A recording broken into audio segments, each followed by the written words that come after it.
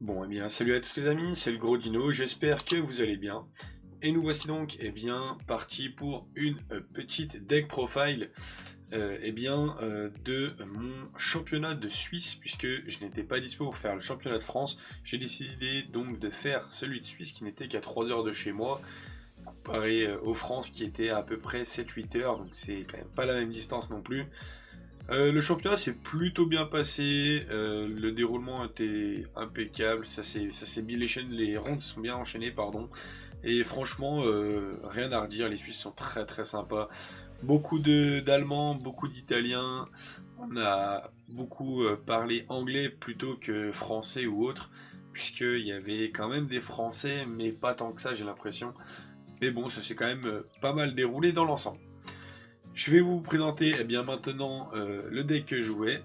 Je jouais donc Tempai pour l'événement. On est parti pour la petite deck profile.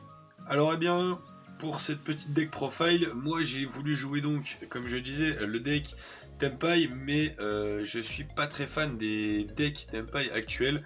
J'ai visé un petit peu sur une petite sauce, à ma sauce en fait finalement. Vu que j'adore jouer les decks Go second, je suis pas très fan du mode Full End Trap ni Full Board Breaker, donc j'ai voulu faire un petit mix des deux. On va voir ça ensemble de suite.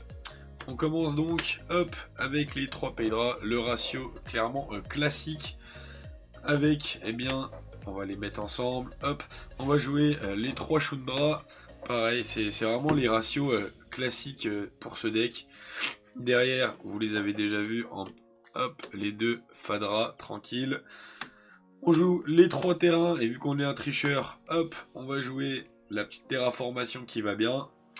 Et les 3 Sangan Cayman. Et pour que tout ça, on les ait en main de départ assez rapidement et assez régulièrement, on joue aussi les 3 pots de prospérité. Prospect qui nous gêne pas pour OTK, qui nous gêne pour rien du tout, donc en vrai, pour l'instant, c'est un peu des ratios, j'ai envie de dire, classiques. Malgré que, comme j'ai dit, je jouais pas un deck trop classique. En end trap, on joue 3 imperm, puisque imperm trop forte. On va jouer également les petites, les floraisons, donc les petites haches blossom, qui sont passe-partout et qui clairement font le travail, peu importe où on les met.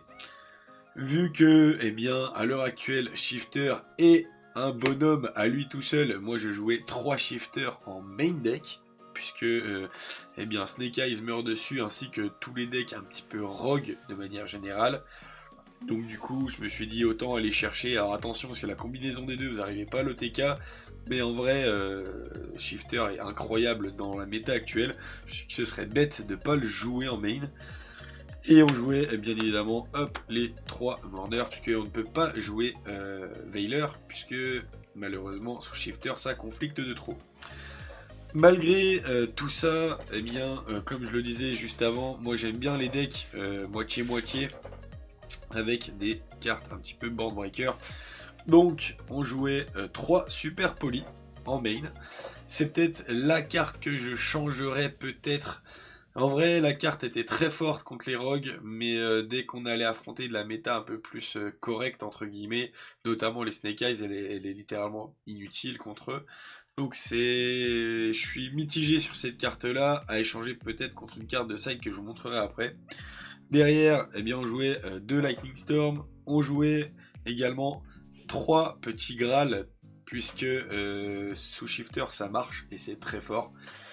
Et on jouait 2 droplets qui conflictent à nouveau avec Shifter, mais bon, ça peut toujours faire une discard en vrai sur un terrain, donc c'était plutôt pas trop mal. En vrai, je m'en suis pas trop mal sorti. J'avais des match-up un peu bizarres, mais ça on dévérifiera en live, je vous mettrai la rediff sur la chaîne. Avec dans l'extra deck, on jouait bien évidemment les targets à Super P. À savoir que je jouais 2 Garrois, parce que je m'attendais vraiment à avoir beaucoup de tempa, et finalement j'en ai vu que un et ça s'est plutôt bien passé. Bon, il a mangé son Garora gratos évidemment, mais ça s'est plutôt bien passé. Après forcément on joue la petite Seal, puisque elle est juste incroyable. Et derrière le package un petit peu classique, on respecte quand même, on va pas se mentir. Hop, attendez, je vais ranger au fur et à mesure. On respecte quand même les adversaires puisque les Kashtira sont un petit peu de retour. Donc on jouait 2 Bidont et 2 Transcendants. Voilà, on est obligé de respecter un petit peu le match-up malgré tout. Avec le package classique, avec le Black Rose et enfin les deux roses noires qui sont juste incroyables, qui ont permis de gagner une game juste en renvoyant dans l'extra, c'est juste gratuit. Par-dessus, on rajoute bien la petite carte que tout le monde a sous-estimée et qui est franchement incroyable, une petite commune qui fait plaisir. Ça empêche l'adversaire d'interagir en battle phase avec des monstres, c'est plutôt très très fort. Derrière, l'hydre. Et la dernière carte, c'est un choix un petit peu personnel, j'ai mis la petite voiturette. Perso, je suis mitigé, elle m'a servi un peu contre Unique, mais c'est pas... C'était moyen, ça a marché, c'était utile, et c'était pas non plus la carte la dinguerie. C'était une des solutions que j'avais et qui a clairement été utile, mais c'était pas non plus la dinguerie. On continue bien maintenant avec le side, et je vous disais tout à l'heure que j'allais changer ma super P pour simplement mettre à la place 3 belles, qui je pense auraient été meilleures. Dans certains match-ups, ça aurait quand même fait un peu plus le café, je pense. Avec, eh bien, on jouait en side les Kashtira avec, hop, le terrain qu'on peut aussi aller chercher avec Terraforming. Donc c'est comme si on en jouait 2. C'est quand même plutôt un bon move. D'ailleurs, merci à Cyril qui m'a clairement aidé à faire ce choix que au début je voulais mettre 3 Fenrir et finalement ça fait comme si on en jouait techniquement 4. Donc c'est pas plus mal de faire comme ça. Pour les cartes un petit peu, pour donc on disait Runique, on jouait un Plumeau et un Cyclone. Ça, franchement, je me suis pas trop servi du reste du tournoi à part contre Runique. Derrière, eh bien, on jouait également un Magna. Très très fort contre Voiceless, on va pas se mentir, ça aide beaucoup et en plus c'est un starter potentiel. Puis après, eh bien, on jouait des petites cartes de racistes comme j'aime dire. 3 barrières dimensionnelles puisque la carte est juste débile et qu'elle est broken. Avec ça, un combat en présence de l'empereur ainsi qu'un rivalité des seigneurs de guerre. Et pour terminer, le petit Koaki qui fait plaisir, pas de light et pas de dark.